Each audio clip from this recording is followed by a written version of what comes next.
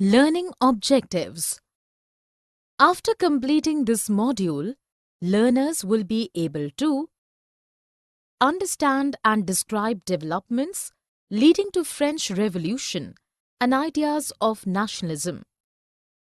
Understand and explain how nationalism gained ground in Europe. Understand and describe what led to revival of conservatism after 1815. Understand and describe the various revolutions that took place between 1830 and 1848. Understand and describe Romanticism, a cultural movement. Understand and describe the economic hardships faced by Europe. Understand and describe the process of unification of Germany, Italy, and development of the United Kingdom of Great Britain. Explain the allegorical representation of countries by artists. Explain why nationalism and imperialism led Europe to disaster in 1914. The French Revolution and the idea of the nation. Nationalism is an ideology that gives a sense of oneness or a common identity to the people of a nation through language, history, culture, national flag, national symbol, national anthem, etc. Till the middle of 19th century, various regions of Europe were ruled by absolute monarchs. The French Revolution in 1789 introduced the idea of nation-state. However, France shaped into a democratic nation-state in the true sense of 100 years later. In 1789, the monarchy was replaced by a body of citizens declaring people as a supreme power. The revolutionaries encouraged the concept of fatherland and citizen to acquire a common identity as a community with equal rights.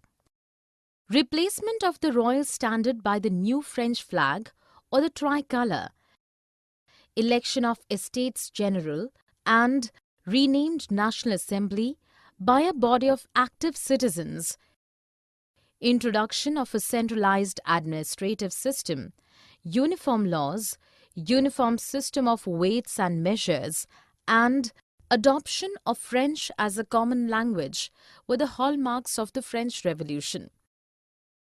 The French armies carried the idea with a missionary zeal into other parts of Europe. Napoleon led France from 1799 to 1815. He reintroduced monarchy but also introduced a Napoleonic civil code of 1804 which abolished privileges based on birth, gave equal rights and a right to property. These reforms were hailed as tools to freedom initially in Holland, Milan, Warsaw, etc.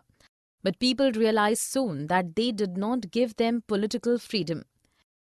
Increased taxes, censorship, and forcing people to join French armies turned people hostile. The making of nationalism in Europe. Europe had no nation-states in the early 18th century as the Europeans did not share a common identity or culture. There were different ethnic groups. The Habsburg Empire of Austria-Hungary had French, Italian, and German-speaking people. The common thread binding them together was allegiance to a common emperor.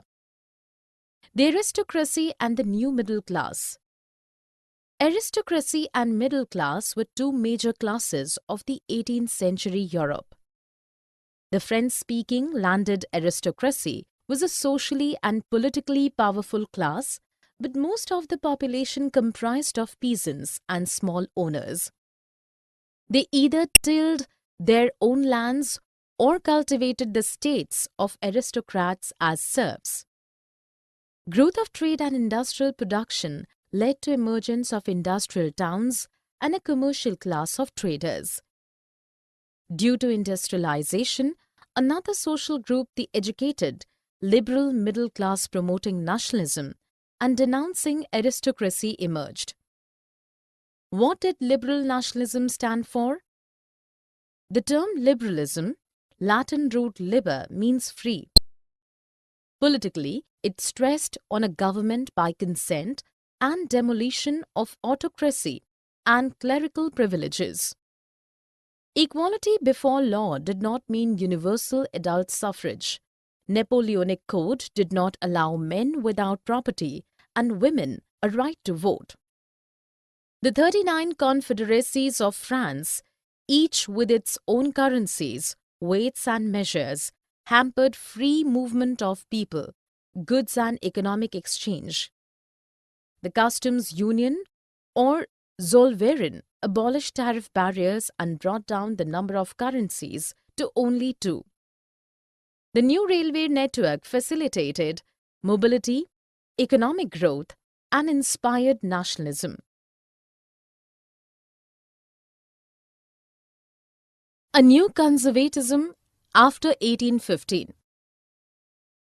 In 1815, the combined European forces of Britain, Russia, Prussia and Austria defeated Napoleon. They were inclined towards conservatism and wanted to preserve the traditional institutes of states and society like monarchy, the church, social hierarchies, property and the family. At the same time, they also approved of some changes introduced by Napoleon.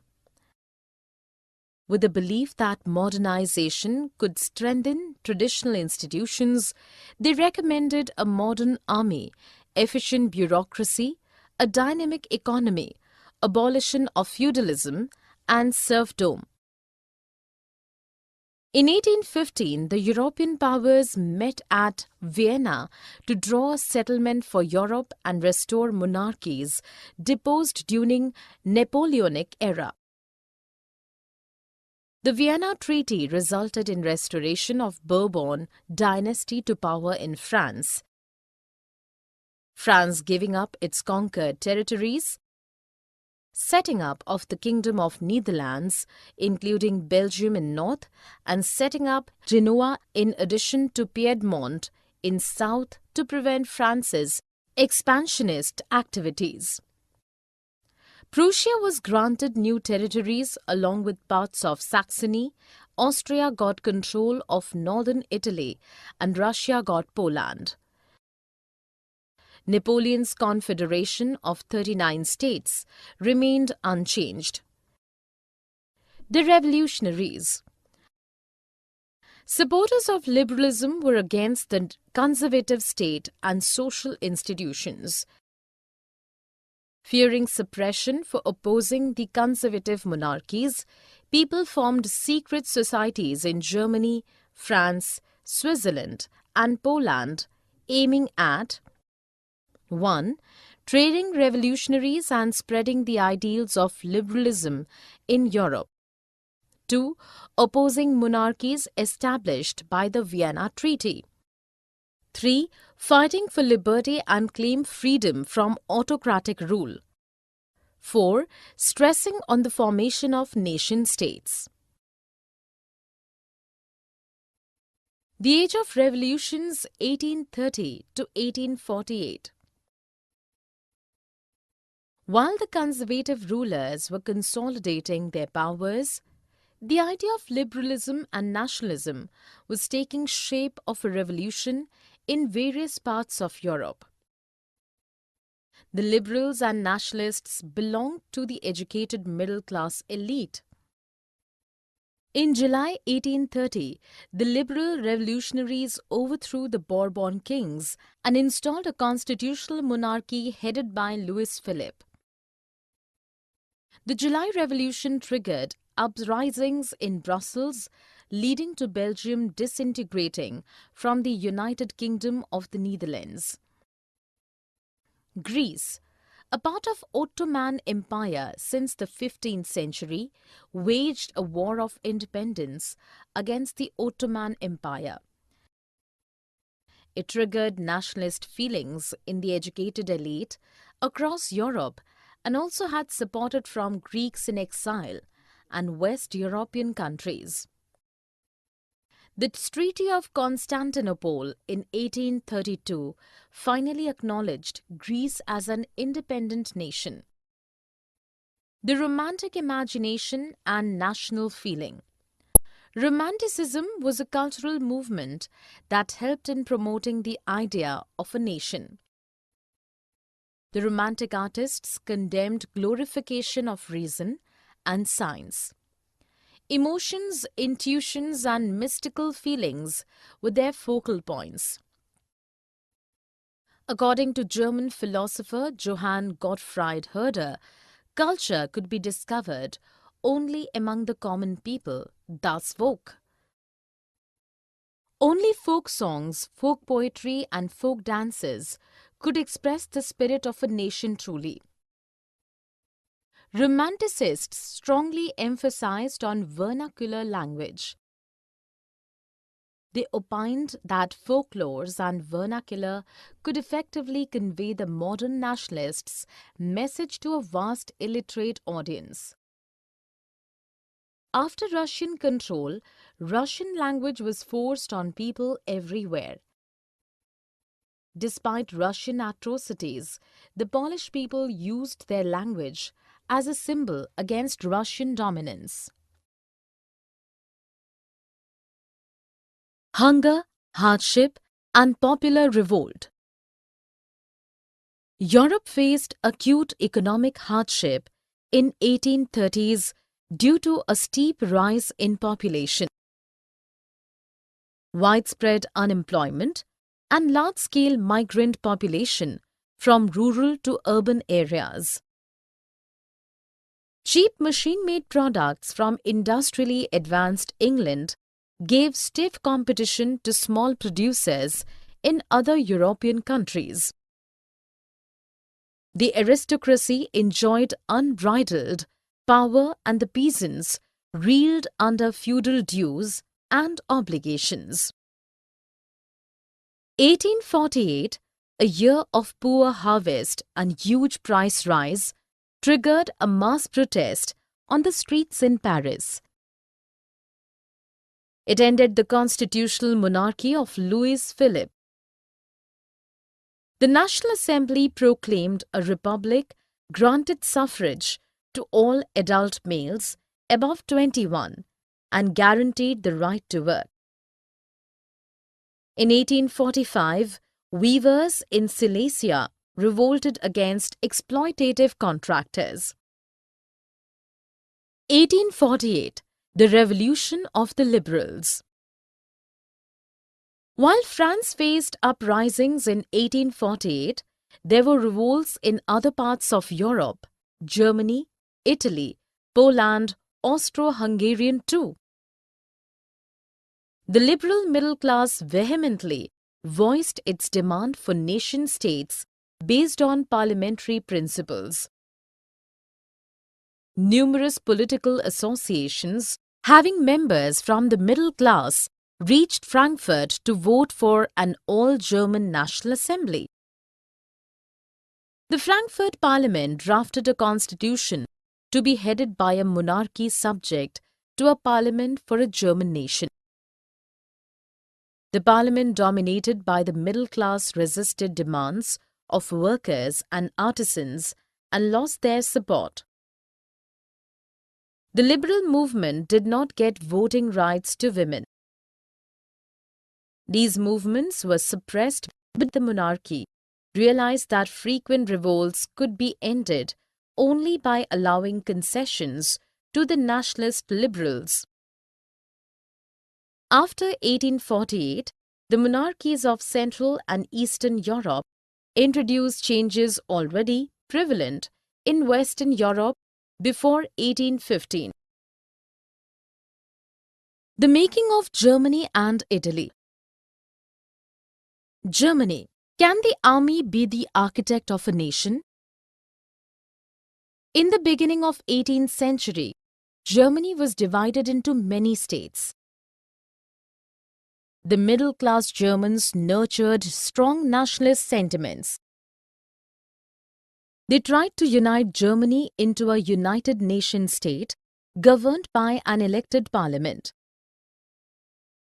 Their revolts were suppressed by the monarchy and the military.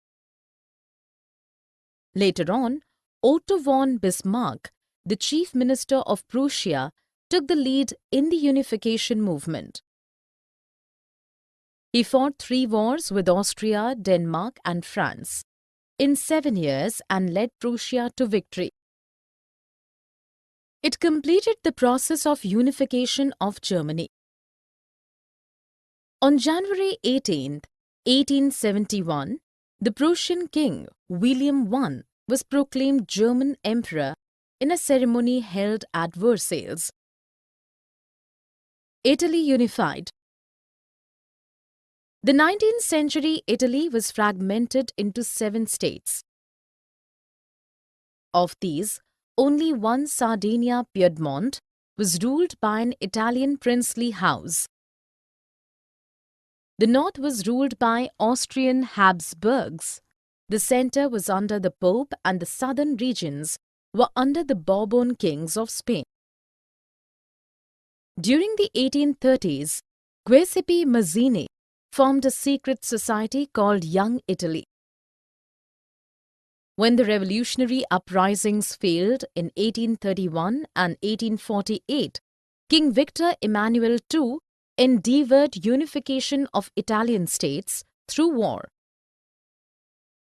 Under Chief Minister Cavour, Sardinia Piedmont defeated Austria in 1859. Armed volunteers under Garibaldi defeated the Spanish rulers in South Italy and the Kingdom of Two Sicilies in 1860 with the support of local peasants. By 1861, the process of Italy's unification was completed and King Victor Emmanuel II became the King of the United Italy. The strange case of Britain. Britain took the shape of a nation-state through a long-drawn process. Before 18th century, there was no British nation. The different British Isles had ethnic identities: the English, the Welsh, the Scots and the Irish. Each one followed its own culture and political traditions. As the English grew in stature in terms of wealth and power, they started influencing other nations of the islands. After a long struggle, the English Parliament successfully seized power from the monarchy in 1688.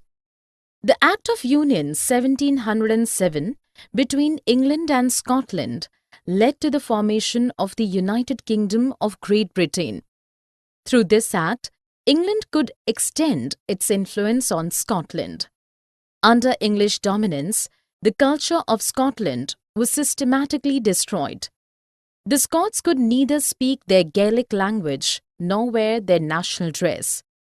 Ireland also suffered similarly. The country of Ireland was divided between Protestants and Catholics. The English helped the Protestants to increase their Protestants' influence in a largely Catholic country. All Catholic revolts were suppressed by the British. In 1798, Ireland was forcibly assimilated in the United Kingdom. A new British nation took shape in British symbols like the British flag, Union Jack, and the British anthem, God Save Our Noble King. The promotion of English language and culture reduced the old nations to the position of subordinate partners in this union. Visualizing the nation. In the 18th and 19th century, artists started representing a country as a person. Nations were given an identity through female figures. The abstract form of a nation took a concrete shape with a female form. Thus, a female figure became an allegory or emblem of a nation. Artists during the French Revolution used the female form to convey ideas like liberty, justice, and republic. They also used objects to present certain ideals. Liberty was personified with a red cap or broken chain stood, and justice was personified by a blindfolded woman with weighing scales in hand. The female figure representing France was called Marianne. Her characteristics was inspired by liberty and republic, the red cap, the tricolour, and the cockade. Statues of Marianne were installed in public places so that people were reminded of their national symbol of unity and also identified with it. Marianne images were also marked on coins and stamps. Germania represented the German nation. Germania is visualized as wearing a crown of oak leaves, as the German oak is a symbol for heroism. Nationalism and imperialism. By the end of the 19th century, nationalism lost its characteristics of idealistic liberal democratic sentiment, which reflected prominently in the first half of the century.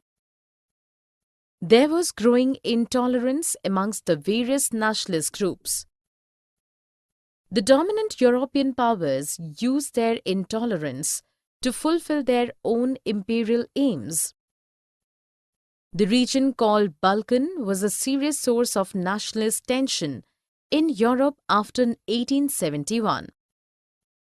The Balkan region comprised of the modern-day Romania, Bulgaria, Albania, Greece, Macedonia, Croatia, Bosnia, Herzegovina, Slovenia, Serbia, and Montenegro. Their inhabitants were broadly known as the Slavs. The Ottoman Empire, when headed towards a collapse, initiated a feeling of nationalism. It tried to strengthen itself by modernization and internal reforms, yet could not stop its European nations by breaking away. Each separated nation fought with the other for political rights and independence. Struggle of supremacy on each other amongst the Slavic nations made it a region of intense strife. The Balkans also got embroiled in big power rivalry. Each power, Russia, Germany, England, Austro-Hungary, came in conflict with the other power having hold on the Balkan region to extend its own control over the area. A series of wars in the region paved way for World War I. Nationalism, combined with imperialism, led Europe to disaster in 1914. People in European colonies opposed and contested imperial powers to form independent nation-states. They developed their own sense of nationality and rejected the ideals of European nationalism. The idea of nation-states found acceptance universally.